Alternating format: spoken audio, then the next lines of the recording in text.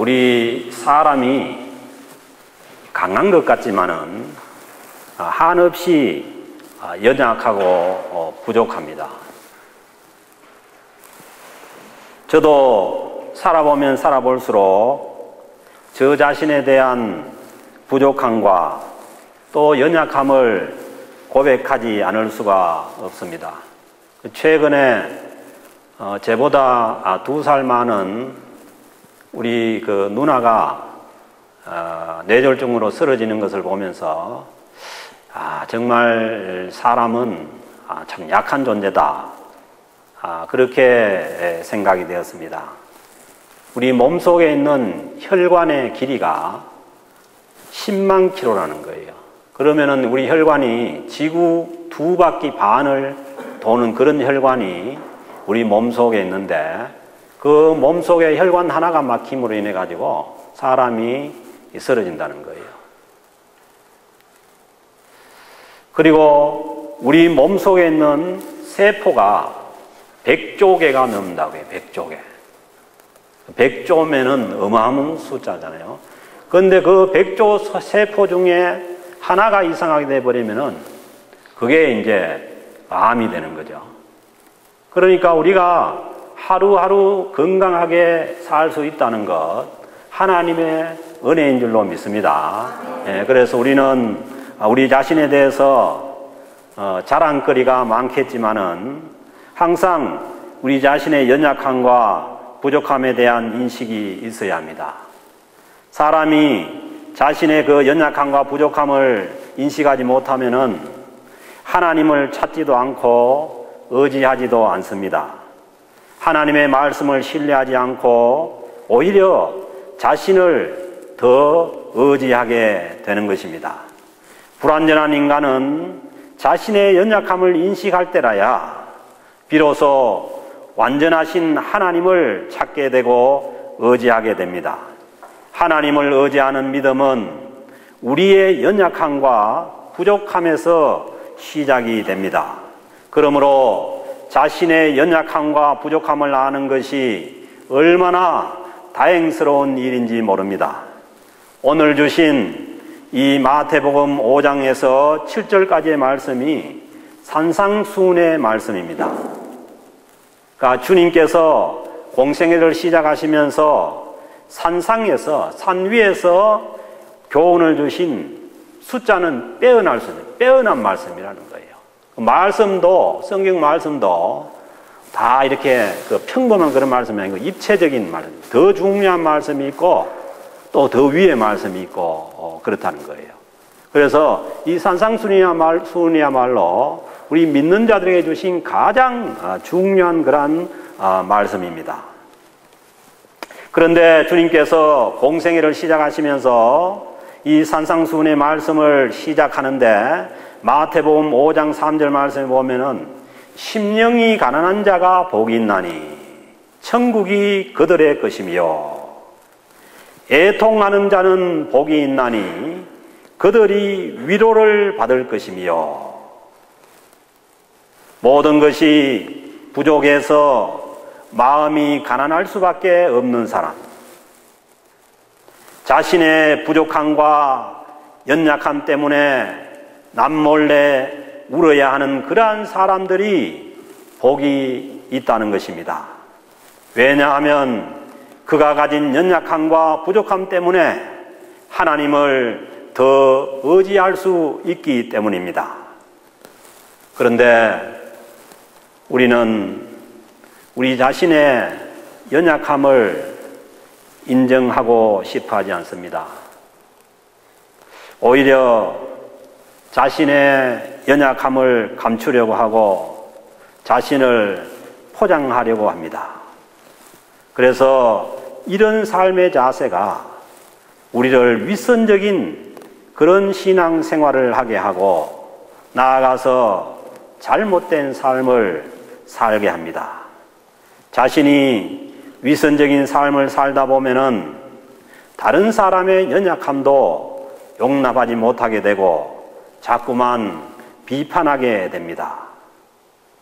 그래서 주님께서 산상수훈의 말씀 가운데 마태복음 7장 1절에서 비판을 받지 아니하려거든 비판하지 말라고 하는 것입니다. 나의 연약함을 숨기기 위해서 다른 사람을 만나는 것을 피하기도 합니다. 그러다 보니까 자신의 삶이 더욱더 외롭고 힘들어집니다. 사랑하는 성도 여러분, 사랑하는 재직 여러분, 우리는 우리 자신의 연약함을 솔직히 인정하는 용기가 필요합니다. 하나님께서 주신 구원은 한없이 부족하고 연약한 우리들을 하나님께서 예수님의 십자가를 통해서 용납해 주시고 받아주시는 것이 구원의 시작입니다. 우리를 받아주실 뿐만 아니라 부족함 그대로 하나님의 자녀로 삼아 주십니다. 하나님께서 우리를 있는 그대로 받아주신 것을 믿고 우리는 나의 연약함을 인정하고 다른 사람의 연약함을 수용해 줄 때 우리는 하나님 앞에서 자유로운 삶을 살아갈 수가 있는 것입니다. 오늘은 재직 헌신 예배로 드리고 있습니다. 재직이란 이 모두 제자예요. 교회에서 직분을 받은 모든 사람이라는 거예요. 그래서 그 재직 중에는 목사와 전도사, 장로, 안수집사, 권사, 서리집사 이런 모두를 재직이라고 그렇게 합니다.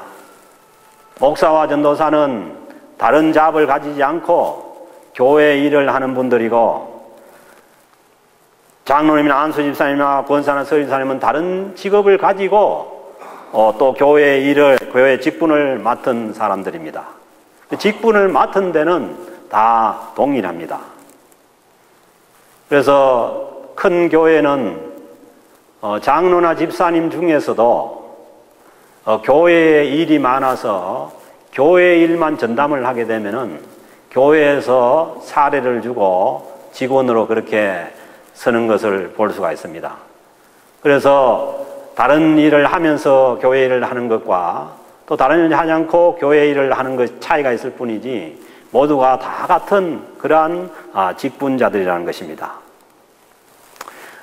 이 재직을 크게 두 재직으로 나누는데요. 하나는 항존직이고 하나는 임시직입니다. 그래서 목사와 장로와 안수집사, 권사님들은 항존직입니다. 그래서 한번 안수를 받으면은 어디에 가도 땅 속에 있어도 산 속에 가도 숨어도 목사는 목사입니다. 안수 집사님들도 내가 안수 집사를 안 한다고 해서 아무리 뛰어내도 한번 안수 집사로 임직을 안수를 받은 사람들은 계속해서 안수 집사인 것입니다. 권사도 마찬가지고요. 그러나 전도사님들과 서리 집사는 임시직입니다. 매년 임명을 하는 임시직입니다. 그래서 서리 집사를 하시다가도 또 서리 집사를 임명을 못 받을 수가 있어요. 그것은 1년 단위로 임명을 하는 임시직이기 때문입니다. 그래서 전도사님들도 안수를 받으면은 이제 목사로 계속해서 살아야 하는 것이고, 만약에 안수를 안 받으면은 전도사님을 하다가도 또 평신도로 돌아갈 수가 있는 것입니다. 그런데 모든 사람이 다 연약한 것처럼 하나님 앞에 재직으로 임명을 받은 저와 여러분들도 모두가 다 연약하고 부족한 사람들입니다. 하나님께서 우리의 모든 연약함과 부족함을 아시지만은 우리 교회를 든든히 세워가기 위해서 캘거리 영락교회에 재직으로 세우신 줄로 믿습니다.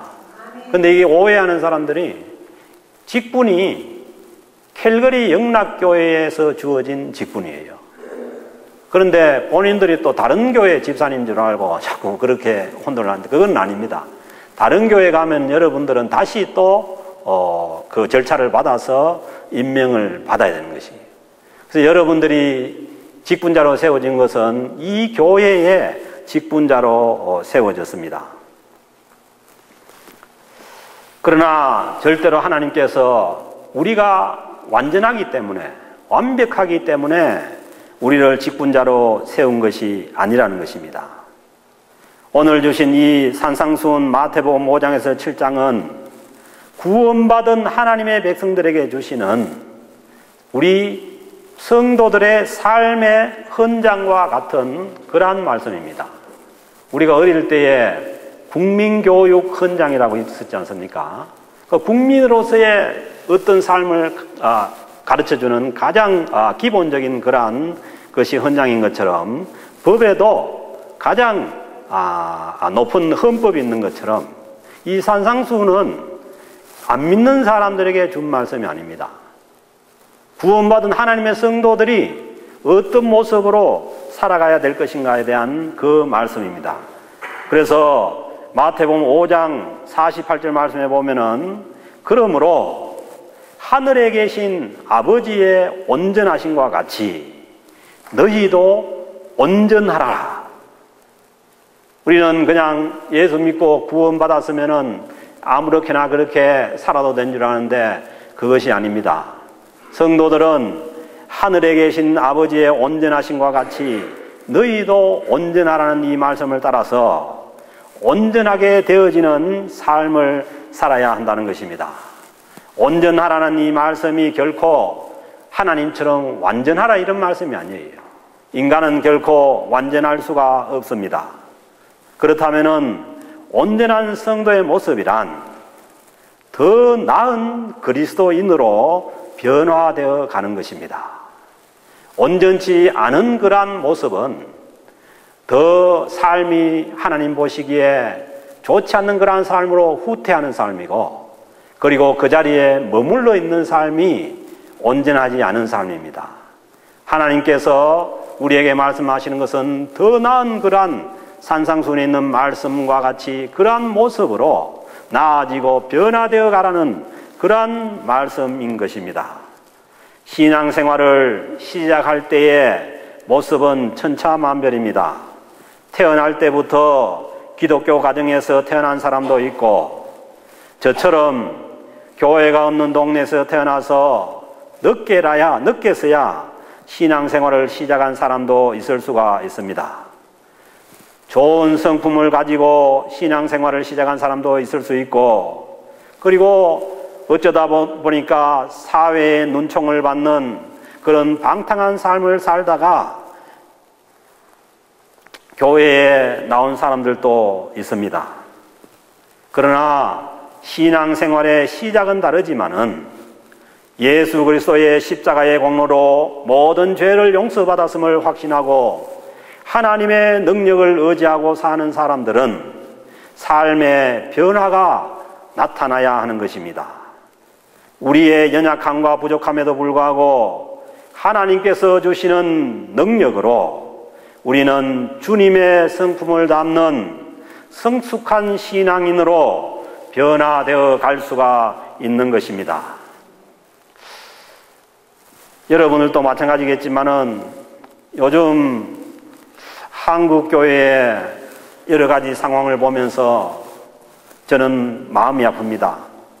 우리 한국 교회가 외국 선교사님들의 선교로 인해서 복음을 받아서 세계 선교 역사에 유례가 없을 정도로 급성장을 했습니다. 많은 세계 사람들이 한국의 경제 발전을 보고 놀랍니다. 6.25의 그 잿더미와 같은 상황 속에서 짧은 시간 내에 수출 7위의 경제 대국이 된 것을 보고 놀랍니다. 그런데 그 이면에 한국의 기독교의 성장은 더 놀랍습니다. 한국에서 해외에 파송한 선교사의 숫자가 2만 명이 넘습니다. 이 숫자는 미국에 이어서 세계 두 번째입니다. 만일 해외에 있는 한인교회들이 파송한 숫자까지 합치면은 그 숫자가 어떻게 될지 모릅니다. 전 세계에서 가장 큰 교회가 한국에 있습니다. 장로교회 중에서도 가장 큰 교회도 역시 한국에 있습니다. 이렇게 놀라울 정도로 성장한 한국교회이지만은 신앙의 성숙이 부족해서 큰 위기를 맞고 있습니다. 저는 개인적으로 그렇게 봅니다. 그 문제 속에는 성숙하지 못한 목회자들의 책임이 가장 큰 것을 인정합니다. 만일에 우리 신앙의 성숙이 없으면, 온전한 그러한 신앙을 향한 그러한 믿음이 없으면은 이제 더 이상 양적 성장도 계속할 수가 없습니다. 한때 한국의 교인들이 그런 얘기를 했어요. 봐라, 유럽 교회는 지금 텅텅 비어가고 미국 교회도 하향세를 걷는데 한국 교회는 계속해서 부흥하고 있다. 그런 얘기를 했는데 이제 더 이상 그런 얘기를 할 처지가 못 됩니다. 유럽 교회는 2000년간이라는 그러한 기간 동안 부흥의 시기를 가졌어요. 그럼 미국도 300년 이상 개신교의 부흥의 시기를 가졌어요. 그러나 한국은 선교 100년이 지나자 다시 성숙하지 못한 그러한 모습으로 인해서 교회가 하향세를 걷고 내리막길을 가고 있습니다. 이 얘기는 신앙이 성숙하지 못하면은 결코 양적인 성장도 계속할 수가 없다는 것입니다.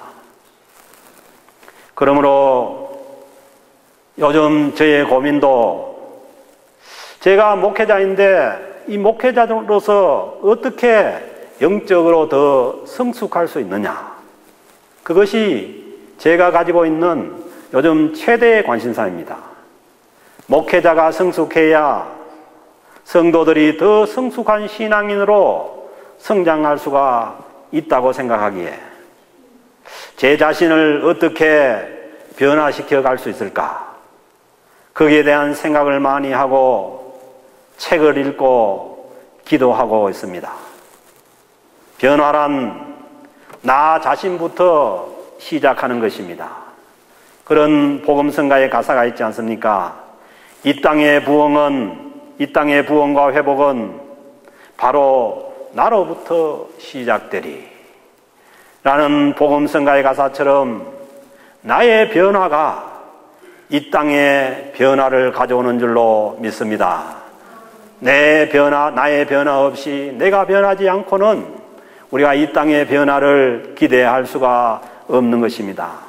사랑하는 캘거리 영락교회 재직 여러분, 온전한 신앙인, 성숙한 신앙인이 되기 위한 변화를 시작해 보지 않겠습니까? 나로부터 시작되는 이 변화가 캘거리 영락교회를 더욱 성숙한 공동체로 세울 수 있습니다. 저를 포함한 재직 여러분들의 변화의 시작이 우리 교회의 진정한 부흥의 출발점이 될 수가 있습니다.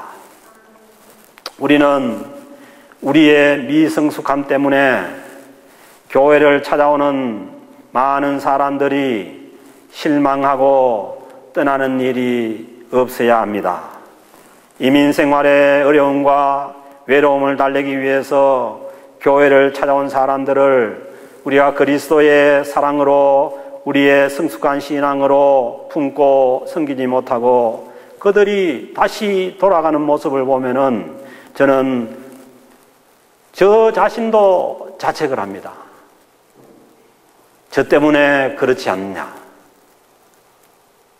그렇게 생각이 되지만은 오늘 또 우리가 헌신 예배를 드리면서 우리 재직들이 앞에 나오고 나니까 그 앉아있는 분들이 몇 분 안 계시잖아요.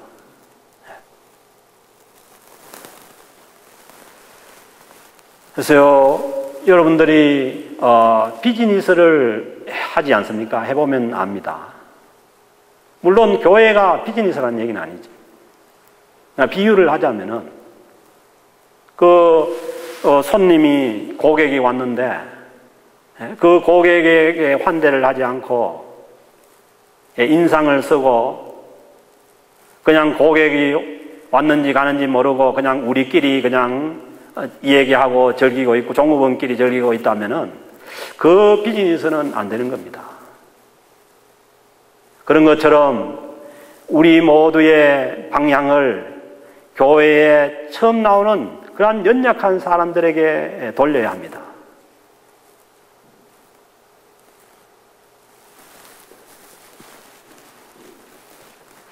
그러기 위해서는 우리가 먼저 성숙해지지 않으면 안 됩니다. 우리가 성숙하지 못하면은 우리가 그 사람들에게 또 한다고 하는 것이 잘못되어서 그것이 상처가 되고 어려움을 겪게 됩니다. 그래서 성숙이라는 그런 개념 뭐냐 하면은 나를 생각하는 것이 아니라 상대방을 생각을 하는 거예요. 그러니까 우리가 무엇을 도와주고 무엇을 말을 하는 것도 그 상대방을 생각을 하고 배려를 해서 할 수 있는 것이 그게 성숙함입니다. 그렇지 않고 내 중심으로 내 생각으로 하면은 그것이 그 사람에게 오히려 해가 되고 어려움이 될 수가 있는 것입니다. 그래서 주님께서 우리에게 말씀하시는 대로 자신을 부인하고, 그러니까 우리 자신의 입장에서 모든 것을 하면은 그것이 우리 자신에게는 좋을지 모르지만은 상대방은 더 힘들 수가 있는 것입니다. 그래서 우리가 성숙으로 나간다는 것은 우리 자신이 부인되고, 내가 그리스도와 함께 십자가에 못 박혔나니, 내가 그리스도의 십자가에 못 박히고 결국은 다른 사람들의 배려와 유익을 위해서 우리가 말하고 행동하는 그것이 성숙한 그런 신앙인의 인격자의 모습인 것입니다. 우리 모두가 서로가 성숙한 재직들이 될 수 있도록 서로를 세워줘야 합니다. 그리고 위에서 기도해 줘야 됩니다. 동일하게 담임 목사인 저를 위해서도 여러분들이 기도해 주셔야 됩니다. 오늘 주신 말씀을 보면은 신앙생활은 집을 짓는 일에 비유하고 있습니다. 이 말씀은 기초가 중요하다는 말씀입니다. 아무리 급해도 기초를 바로 하지 않고는 모래 위에다가 집을 지으면은 반드시 무너지고 만다는 말씀입니다. 기초가 모래 위인데 아무리 외관이 좋고 내부의 인테리어가 화려해도 그 집은 무너지게 되어 있습니다. 그러므로 말씀에 기초가 없는 그러한 신앙은 어려운 일들을 만나고 힘든 일을 만나면은 반드시 무너진다는 경고의 말씀입니다. 교회도 마찬가지입니다. 말씀에 기초한 그러한 성숙함이 없으면은 아무리 일시적으로 사람이 많이 모이고 화려한 모습을 갖추고 있어도 어려움이 오면은 무너질 수밖에 없습니다. 그런 모습들을 요즘 한국교회에서 많이 볼 수가 있습니다. 비는 어디에나 내리고 바람은 어디에나 붑니다. 어느 교회나 어떤 성도에게나 비바람이 몰아칠 때가 있습니다. 그러나 반석 위에 기초가 튼튼하면은 무너지지 않고 모래 위에 기초가 없이 세워지면은 무너지고 맙니다. 급하다고 해서 모래 위에 공동체를 세우는 것은 지극히 어리석은 일입니다. 26절 말씀 보면은 나의 이 말을 듣고 행하지 아니하는 자는 그 집을 모래 위에 지은 어리석은 사람 같으리니. 그러니까 어리석은 사람이 안 되려면은 말씀에 기초를 하고 말씀의 행함의 기초에다가 공동체를 세워야만 쓰러지지 않는다는 것입니다. 급하다고 모래 위에 세울 수가 없는 것입니다. 그러므로 우리가 신앙생활을 하면서 또 교회 공동체를 세워나가는 데 있어서 좀 늦어지는 것은 큰 문제가 아닙니다. 그러나 잘못해서 모래 위에 세우면은 우리 무너질 때 아픔이 더 크다는 것입니다. 사랑하는 성도 여러분, 좀 더디더라도 우리의 신앙을 말씀을 기초로 한 그 말씀 위에다가 우리의 인격을, 신앙의 인격을 세우고, 그리고 좀 늦더라도 말씀에 기초한 그러한 반석 위에다가 우리의 공동체를 세워가야 될 줄로 믿습니다. 사랑하는 성도 여러분, 공동체의 변화는 나로부터 시작합니다. 내 마음의 중심으로부터 시작합니다. 내 마음의 중심에 우리의 욕심과 이기심이 자리하고 있으면 주님의 말씀을 행할 수가 없습니다. 내 욕심과 이기심을 대신에 우리 마음의 중심에 주님이 자리하셔야 됩니다. 그래야만 주님의 말씀을 듣고 행할 수가 있는 것입니다.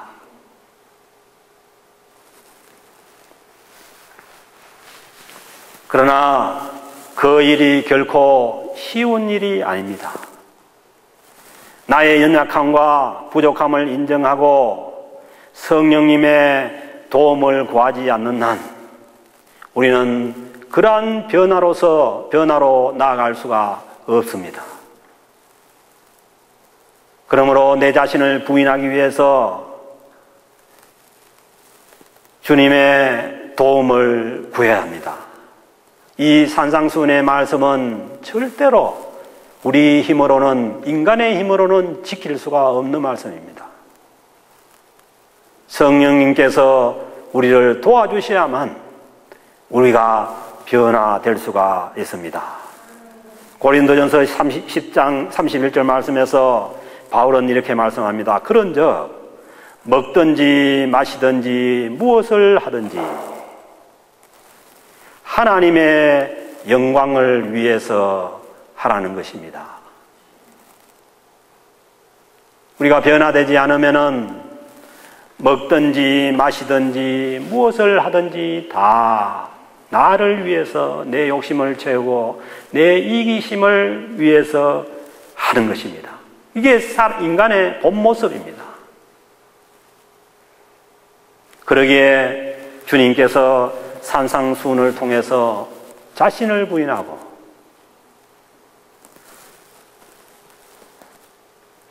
그 우리 자신 속에 가장 중심에 있는 것이 우리의 욕심이고 이기심입니다. 신앙생활도 그렇습니다.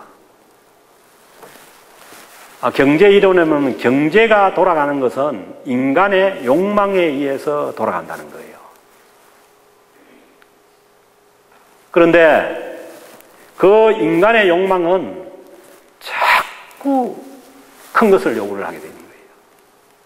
그래서 경제 이론 중에 나온 법칙이 한계, 효용, 체감의 법칙이라는 게 있어요. 자기의 욕심을 채우는데 아무리 채워도 안 채워지니까 처음에는 그 욕심을 채워주는 것이 가면 갈수록 뭐냐 하면은 그 효과가 줄어든다는 거예요.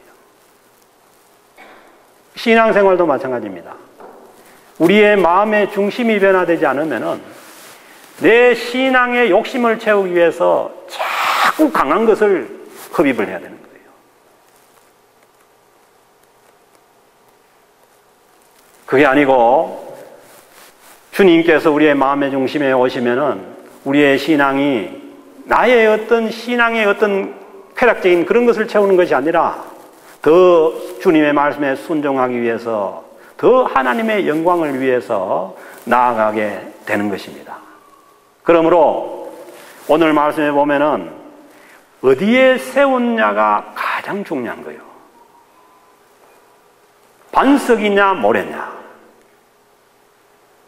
그 얘기는 뭐냐 하면은 우리의 마음에 주님께서 계실 때에 우리의 신앙이 반석 위에 서게 되고 주님의 말씀을 행하는 신앙으로 갈 수가 있습니다.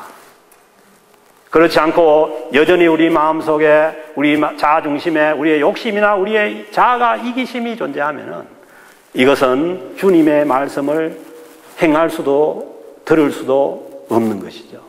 그래서 계속해서 자기의 욕심과 이기심을 채우는 쪽으로 갑니다.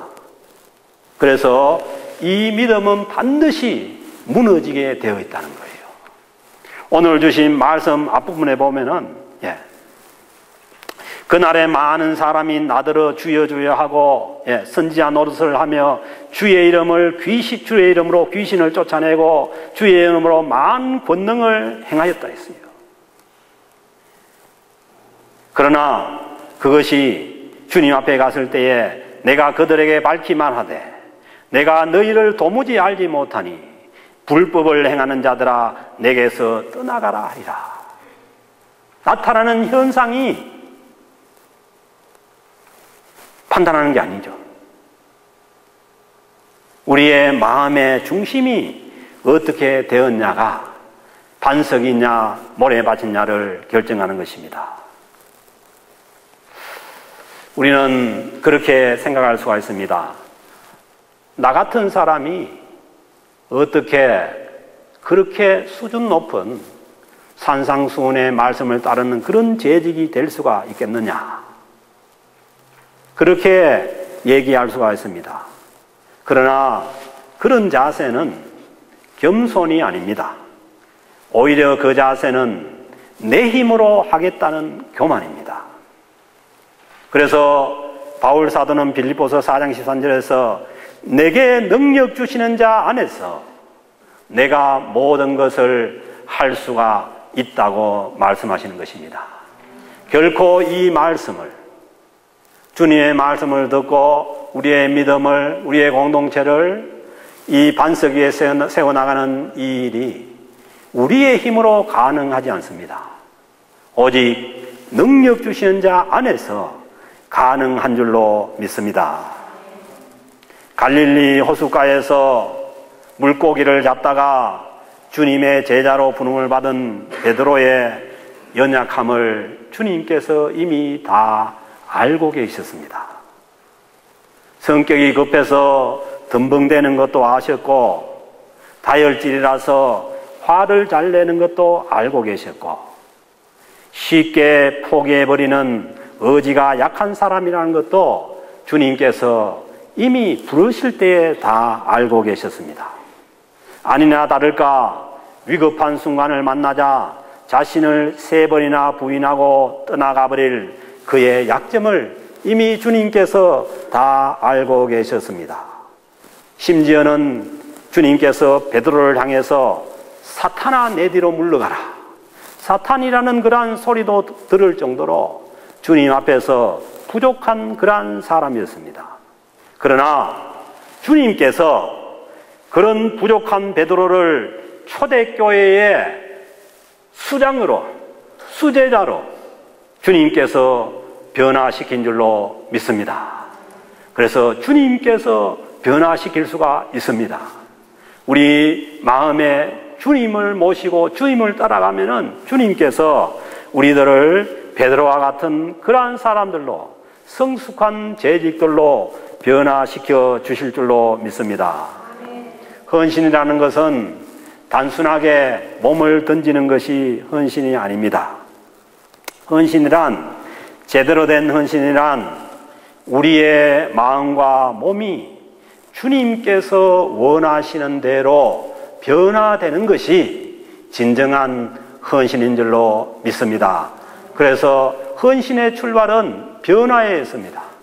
내가 세상을 향해 가던 그러한 삶에서 주님을 향한 그러한 삶으로 변화를 시작하는 것이 진정한 헌신의 시작인 줄로 믿습니다.